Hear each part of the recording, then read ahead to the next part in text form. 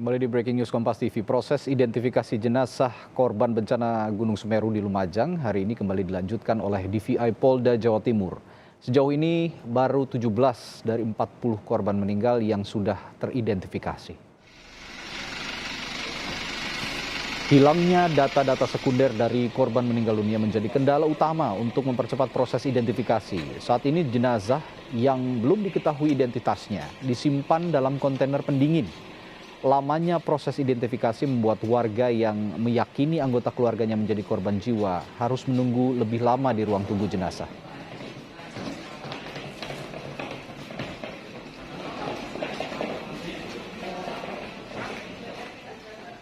Tim evakuasi gabungan kembali menemukan 2 jenazah korban bencana guguran awan panas Semeru di Dusun Curah Kobokan, Desa Sumberwulu, Kabupaten Lumajang, Jawa Timur. Polisi meminta warga yang merasa kehilangan anggota keluarganya aktif melapor ke posko antemortem dan postmortem atau via online atau via hotline maksud kami untuk mempercepat proses identifikasi. 2 jenazah yang diketahui seorang pria dan anak korban bencana guguran awan panas Semeru di Dusun Curah Kobokan, Desa Sumberwulu, langsung dievakuasi petugas ke rumah sakit untuk dilakukan identifikasi. Dusun Curah Kobokan menjadi salah satu daerah yang terdampak cukup parah akibat guguran awan panas Semeru. Kemarin beberapa warga kembali ke Dusun Curah Kobokan untuk menyelamatkan sejumlah barang berharga yang masih bisa dibawa. Sebelumnya, untuk menghindari kerusakan jenazah yang belum diketahui identitasnya, 13 jenazah korban erupsi Gunung Semeru di Lumajang, Jawa Timur dipindahkan dari kamar jenazah ke kontainer pendingin. Identifikasi jenazah sepertinya belum lengkap, dikhawatirkan akan diulang lagi, itu yang pertama. Yang kedua, masih belum teridentifikasi juga, belum ada keluarga yang mengakui itu jenazahnya termasuk dari keluarganya atau tidak. Kalau kita biarkan di luar terlalu lama, khawatir terjadi pembusukan dari jenazah. Untuk menghargai jenazah itu, kebetulan kita ada bantuan freezer kontainer dari Polda, makanya itu kita pindahkan semua ke freezer kontainer. Supaya jenazahnya nanti kalau sewaktu-waktu diperlukan untuk tambahan lagi bila diperlukan, bisa kita lakukan pemeriksaan lagi, ataupun bila nanti keluarganya mencari ataupun sudah ada yang mengenali, itu bisa langsung diambil sama keluarganya. Tim DVI Polri yang berada di RSUD Dr. Haryoto Lumajang kembali mengidentifikasi 7 korban bencana guguran awan panas Semeru. Polisi meminta warga yang merasa kehilangan anggota keluarganya aktif melapor ke posko ante dan postmortem atau via hotline guna mempercepat proses identifikasi. 30 jenazah dengan 20 sudah diperiksa, 13 sudah teridentifikasi dan 7 belum teridentifikasi. Sementara 10 jenazah baru tiba hari ini dan akan kami mulai periksa identifikasi. Kemudian mungkin operasi ini akan panjang karena melihat suasana di tempat kejadian di lokasi yang cukup berat, dan akan kami turunkan tim secara bergantian upayakan agar masyarakat yang merasa kehilangan keluarganya bisa datang kemari melaporkan untuk kita ambil data sebelum kematian atau antemortemnya. Hingga Kamis pagi, jumlah korban meninggal akibat guguran awan panas Semeru sebanyak 40 orang. Tim Liputan, Kompas TV. Untuk memantau kondisi para korban bencana Gunung Semeru, kita terhubung dengan Babul Arifandi, jurnalis Kompas TV yang saat ini berada di Rumah Sakit Umum Daerah Dr. Haryoto, Lumajang, Jawa Timur. Babul, apa laporan terbaru yang bisa Anda sampaikan dari Rumah Sakit Umum Daerah Dr. Haryoto? Ya, Radit dan juga saudara, saat ini saya berada di depan posko postmortem dan antemortem yang berada di belakang saya. Posko ini sudah didirikan sejak hari Minggu kemarin dan sampai sekarang masih beroperasi dan melayani masyarakat yang ingin melaporkan anggota keluarganya yang diyakini hilang. Dan informasi yang ingin saya sampaikan bahwa hingga dengan pagi hari ini proses pencarian korban dan evakuasi masih terus dilakukan oleh tim Basarnas, kemudian juga BNPB dan juga TNI Polri. Dan baru saja ada 4 jenazah yang sudah berhasil dievakuasi dari lokasi kejadian, saudara. Namun informasi yang kami himpun bahwa jenazah ini bukan jenazah baru, melainkan jenazah yang sudah diketahui sebelumnya. Dan memang karena ada jenazah yang hanya meninggalkan body part, kemudian ada jenazah yang sulit dievakuasi pada Rabu kemarin sehingga baru pagi ini berhasil dievakuasi.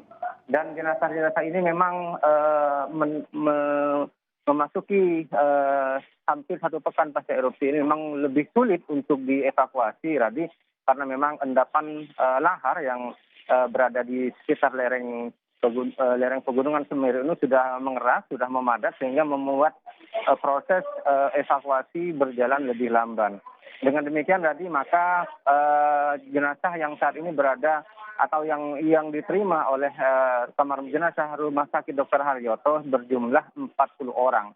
39 orang merupakan jenazah yang tiba secara utuh, kemudian 1 jenazah berupa body part. Dari 39 jenazah ini, Radi,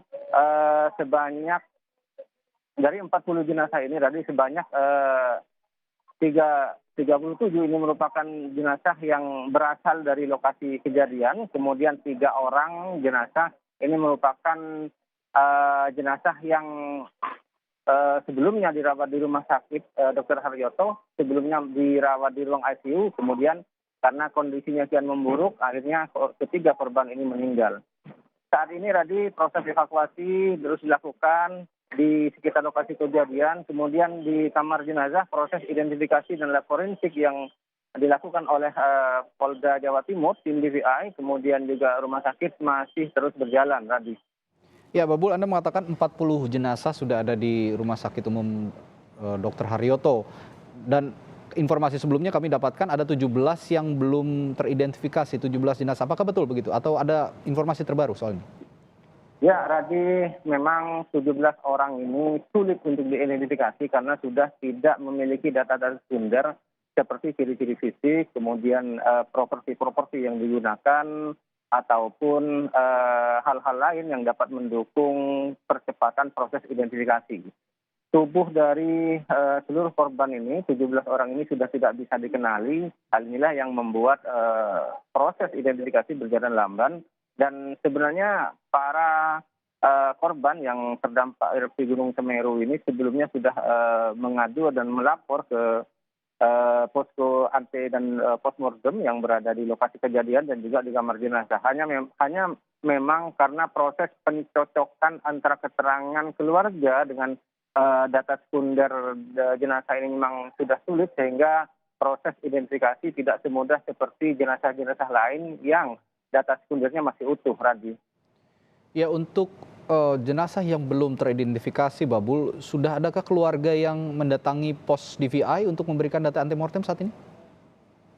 Ya, Radi, memang sejak sehari setelah erupsi, warga silih berganti berdatangan untuk mengadu ataupun mencari anggota keluarganya yang diyakini menjadi korban dari erupsi ini.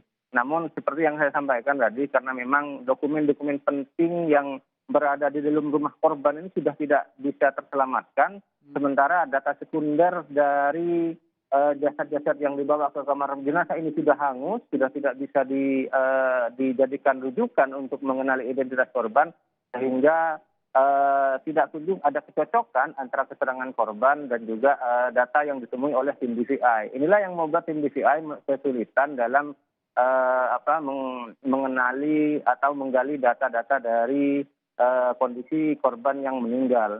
Rencananya kalau memang kondisi seperti ini terus terjadi, maka tim DVI akan menggunakan data-data primer seperti tes DNA ataupun tes sidik jari. Namun sidik jari juga sudah nggak bisa dilakukan, Radi, karena tubuh mereka rata-rata sudah hangus.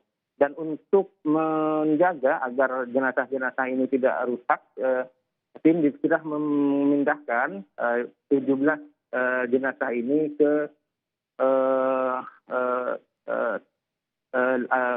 bawah trainer pendingin yang berada di ruang UGD. Tujuannya untuk menjaga agar jenazah-jenazah ini awet dan tidak murah rusak sementara hingga proses identifikasi selesai.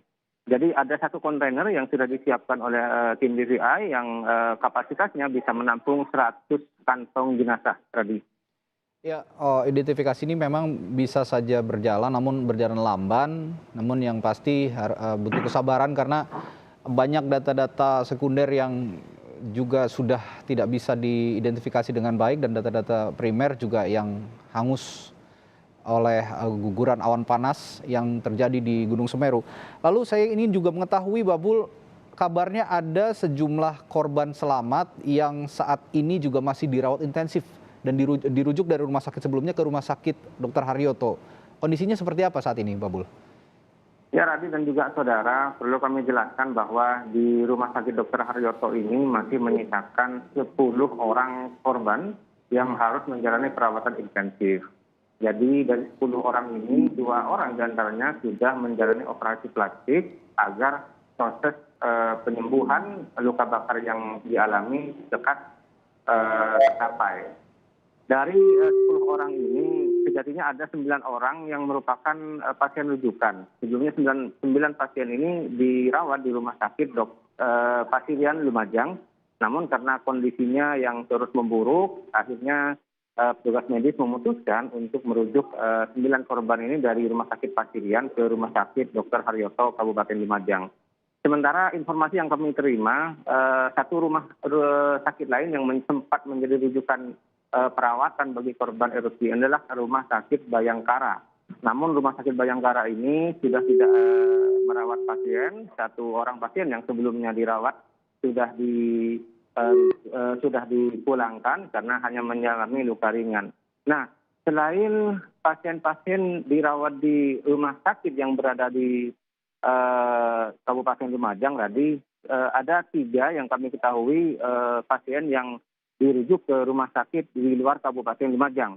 2 pasien dirujuk ke Rumah Sakit Dr. Subandi dari Rumah Sakit Dr. Haryoto, kemudian 1 pasien dirujuk ke Rumah Sakit Saiful Anwar Malang dari Rumah Sakit Dr. Haryoto. Ketiga pasien yang dirawat di luar Kabupaten Lumajang ini memang kondisinya sangat memprihatinkan dan luka bakarnya cenderung serius sehingga harus mendapatkan penanganan yang serius juga, Radhi.